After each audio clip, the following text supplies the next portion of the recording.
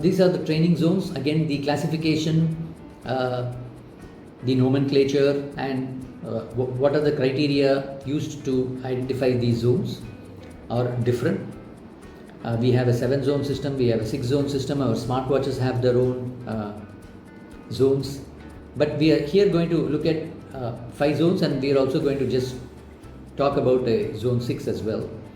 Zone 1 is the low intensity, 50 to 60% of maximum heart rate, which is recovery and easy. So while at rest and there is no significant activity happening, that's zone 1.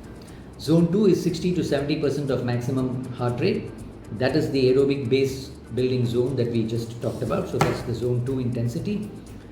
Zone 3, zone 4, 70 to 80%, 80 to 90% tempo and lactate threshold.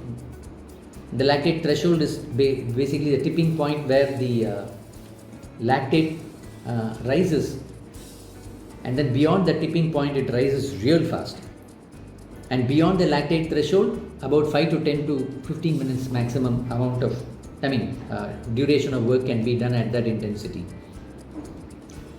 And then we'll talk about how much work can be done, what are the areas under the lactate threshold, and even before that in subsequent slides.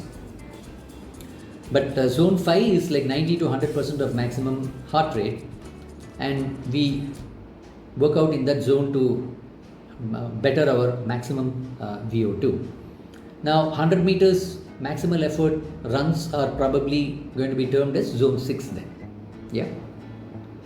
So maximum HR is one way of identifying, and even with people who are using maximum heart rate, I have seen the numbers slightly differ, but yeah. People use percentage of maximum VO2 as well.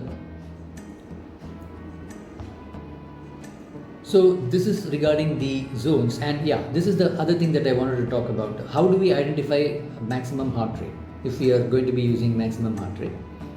We can use our smartwatch and work out at that intensities. Now, the most accurate identification of these zones would happen in a sports science lab, but not all of us have access to sports science labs, and even among elite athletes, they don't have access to sports science labs all the time.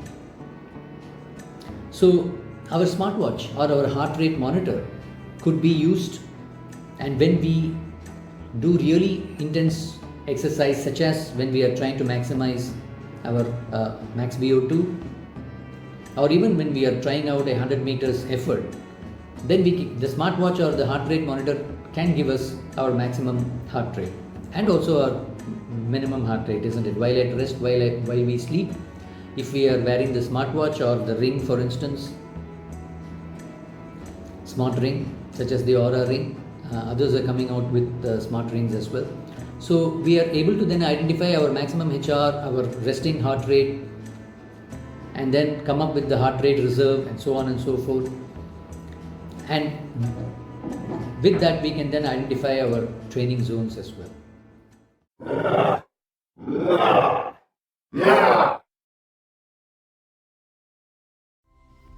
Please subscribe to our channel and hit the bell icon to receive notification whenever new videos are added.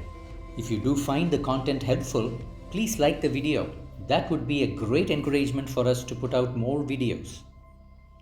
Here are more similar content for you to check out. Thank you.